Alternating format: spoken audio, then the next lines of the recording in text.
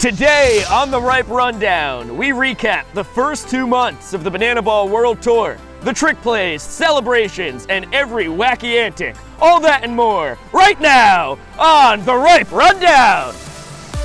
That ball is annihilated on the money in time! And the ball's on fire! Wow! These guys are out of their mind! Back flipping, makes the catch! Oh, what a cannon! A new trick added to the arsenal! Colossal blast! Are you kidding me? Welcome into the first episode of the Ripe Rundown, where we break down all the best of Banana Land throughout each month of this World Tour. Biko, Skalla alongside Cowboy, Kyle Luigs, the ace of your Bananas pitching staff. And Kyle, what a wild ride it has been thus far, buddy. Truly has been, and it's a beautiful morning here in Grayson Stadium. It's been an action-packed about a month and some change here to start the tour. We've been all over the place, from Florida to Alabama, Arizona, and even touchdown in my home state of Texas. It has been a really exciting first month and a half. Let's break it all down in the Banana Ball Brief. Let's kick it off in West Palm Beach, Florida, playing in front of 2 electric crowds. And the guy to my right, Kyle Luigs, began the night with a strike. Good thing, because that pitch, a yellow banana ball heading to the Baseball Hall of Fame in Cooperstown. And not the only exciting throw of the night from Kyle, as he lights a ball on fire. Yeah, Biko, got a lot less hairs now, and it was a little bit outside, but never going to pass up an opportunity to light myself on fire. Excellent cartwheel off the field. Dalton Malden, with his second walk-off double of the night, secures the first Bananas victory of the season. But the next night, all party animals. A 4-run 9th inning would send the game to showdowns. Bryson Bloomer and Brett Helton would lead their team to the first Party Animals victory of the tour, and we head on to Daytona Beach, where special guest Johnny Damon makes his Bananas debut. Yeah, you grow up playing video games with these guys, and just getting to share a dugout with them is more than a blessing. Unfortunately, that would not be enough for the Nanners. Dalton Cornett, Garrett Delano, Tanner Thomas all hit bombs for the bad boys of baseball, and the Party Animals sweep Daytona Beach 5-4 and 4-2. After 4 road games, we head to Banana Land for the 7-year anniversary of this here club being named the Bananas, and Dan Oberst, much needed walk-off smash in the 3rd inning, and after 2 hours and 3 showdowns, we have the first tie in Banana Ball history, that one at 8-8. On to March 2nd, where we saw the longest stare down in baseball history. Christian Dearman and Colin Ledbetter did not move for well over 2.5 hours. Yeah, Biko, I hate to admit it, but I think Colin Ledbetter was far more invested. I mean, he literally urinated himself. He did urinate himself. I've never heard it described that way, but that is what happened. Beyond that, this game was all party animals. Tanner Thomas came up to bat with a little extra junk in his truck and hit an absolute nuke over the center field wall.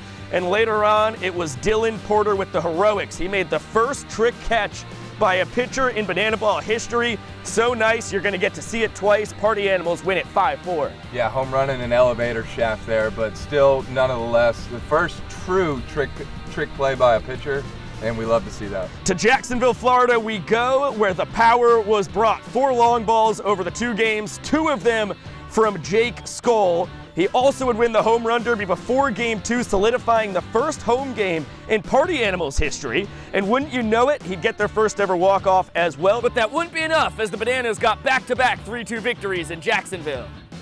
On to March 10th, where we were back in Savannah, Georgia, and it was the Danny Hosley show.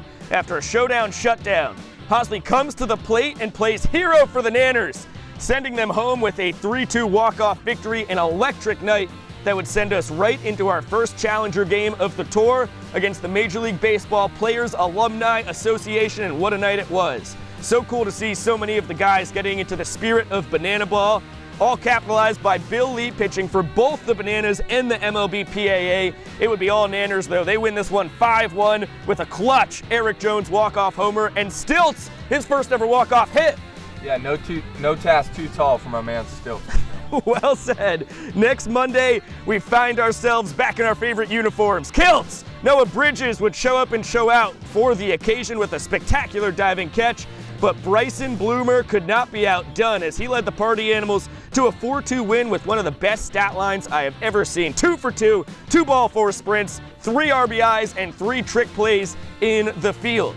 After the 3-game homestand, it was time to hit the road again, this time Sugar Land, Texas, We saw every shenanigan in the book, a glove flip pitch, an alien abduction, and a defensive hockey shift. Texas will be remembered for the long ball. 2 more ding-dongs from Jake Skalla, a shot to left from Eric Jones, and a behemoth blast from Sir Daniel Oberst. But it would be the Party Animals who would claim the Lone Star State 2-1.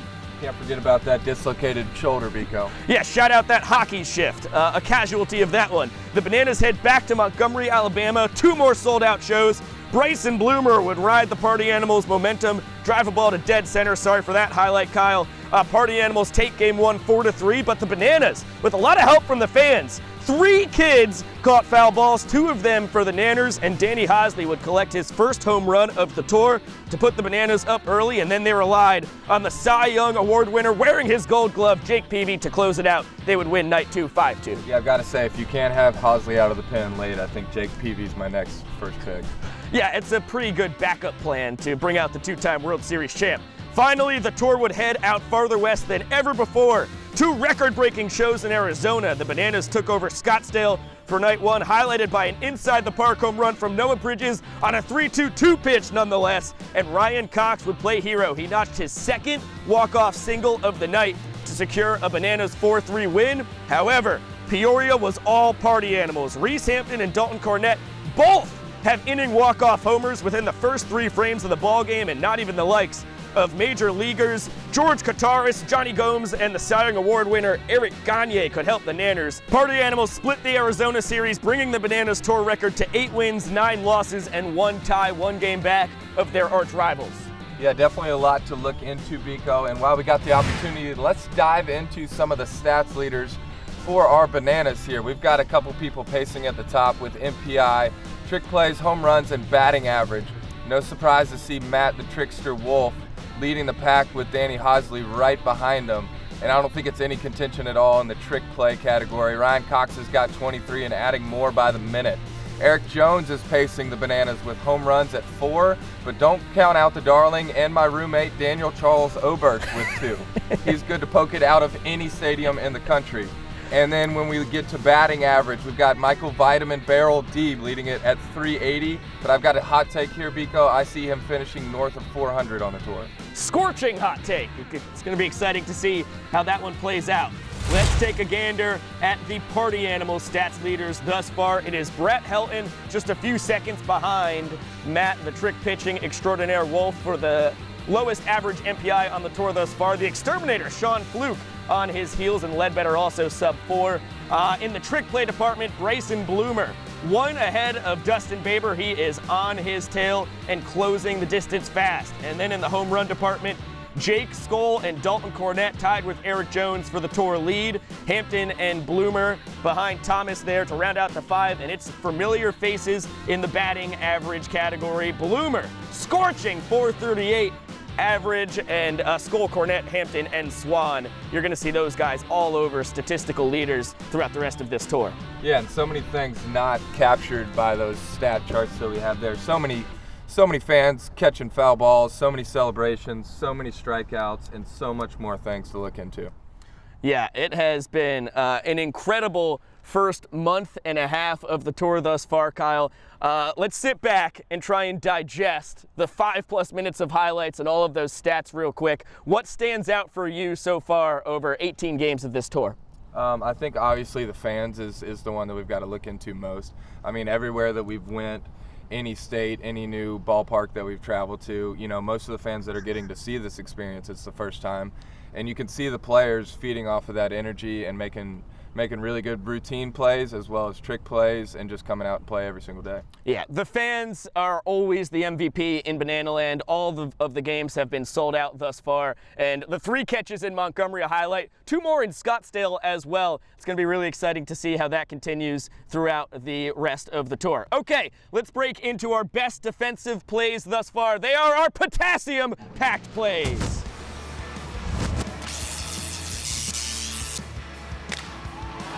Squibs that one towards second. Dalton Malden flips to Cox. Barehand throw to first in time. Schnazzy 4-6-3 double play to get the incredibly speedy center fielder.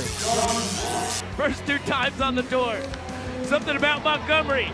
Dalton Cornette Put some mustard behind that to dead center. DR Meadows, what a fantastic over-the-shoulder snag. Hampton tags to third easily. The Doctor covering a whole lot of ground and laying out. Vava 0 for 2 on the tour thus far. Both at-bats against Bill Lee. Lines that one into shallow left center.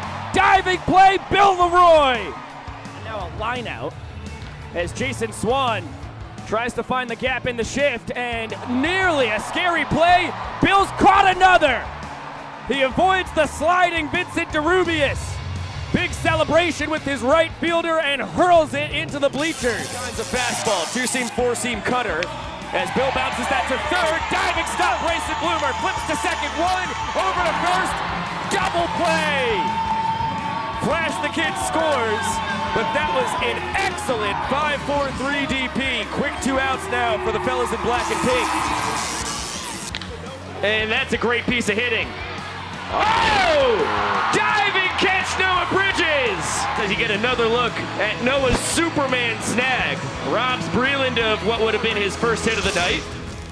So many sparkling plays on the tour defensively thus far. It was really hard to narrow it down to a top 5. I have a soft spot for DR Meadows going kind of over his shoulder in dead center field in Montgomery. That was a heck of a snag. Yeah, I think you can relate definitely to that, being the center fielder that you were back in the day. And still today. So many great plays, excluding trick plays. You know, I think any of these 5 plays could have been very easily just bananas or just party animals. The 2 that stuck out to me particularly was, I mean, obviously my roommate Bill playing deep short, deep second, shallow left, shallow center, whatever you want to call it. Yeah. Getting 2 for the price of 1 there. And then, of course, Noah Bridges going full Superman down the right field line that led us to have a very, very powerful bottom half of the inning in the dugout. So can't be more excited about a play like that. Yeah, and more Matt Wolf in the infield, please. Okay, now let's move on in to a segment near and dear to our hearts. Some of the more special moments we've had on the tour thus far. It is Banana Land's best. Kyle, you know as well as anyone, in Banana Land we love love, and it has never been more evident than in Constellation Field in Sugar Land. I do love love, and I love any time that Cupid gets to come out. This was just a very magical moment, I think, obviously for the bride and groom as well as everybody that was able to be a part of it. I've only been a part of a handful of weddings, and let alone a part of a groom's party of 20 of my closest friends that I play baseball with. Yeah, it was awful unique, sold out ballpark. It was the largest wedding I've ever been a part of. And then the coolest moment on the tour, probably the greatest moment I've seen in my 3+ years here in Banana Land. JJ Falcone out on the bump, getting his equilibrium and firing a strike that counted, that started off the ball game with an 0-1 count. Just as cool as it gets right there. Yeah, just truly heartwarming stuff. I mean, the three games that we got to spend with JJ and his family were truly something that I'll remember for the rest of my life, and just a very, very cool experience to see how he tackles life each and every day. JJ and company, you are welcome back in Banana Land whenever you would like. A couple more things to touch on here. How about setting the quickest banana ball game of all time record against the MLB PAA, an hour and 35 minutes? Who would have thunk it against them? And then Kyle Luigs himself starring in our first mid-game produced piece, Angels in the Outfield, and boy did you look brilliant out there. Thank you, Biko. I'm blushing. Yeah, I think it's just crazy to get to share the field with those guys from the MLB PAA, as well as putting on the performance that we were able to. Christian Dearman and company putting on the fastest game we've ever had in banana ball history. And then as well as, you know, I never complain about an opportunity to get to throw on some wings and get to stand out there with 4,000 of my closest friends and have them reciprocate the same energy that I had going out there. So yeah, it was a glorious moment, and the acting was phenomenal by everybody involved. Okay, to a segment that I am very fired up about. We are going to break down one of our most viral videos from our most viral platform. We're calling it TikTokin'.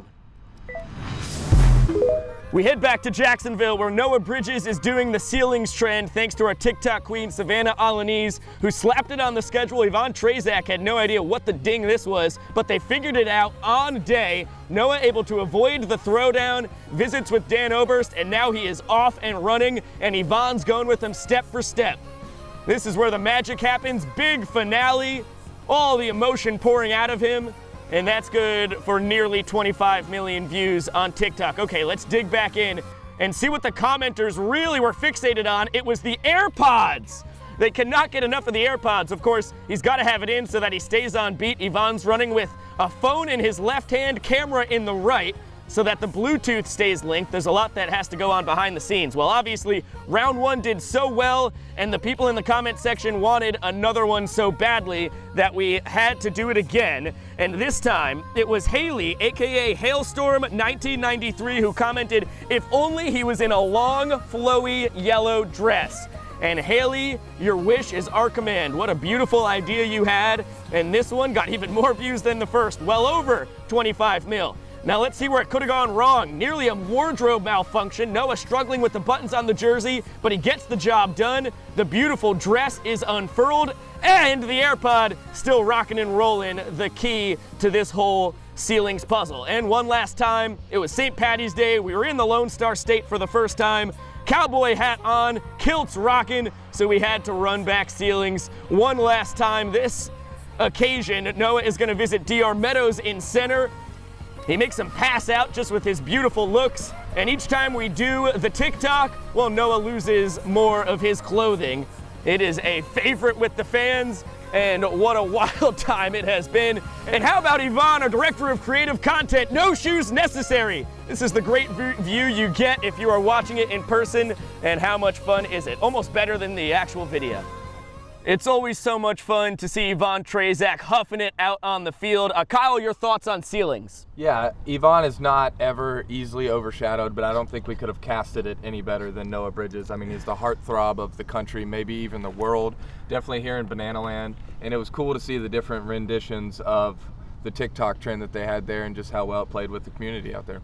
Yeah, Noah, what a beautiful boy that guy is. He's always good on camera. Okay, now to move into our final segment of the day. It is our top trick plays of the tour thus far. It's the ripe stuff.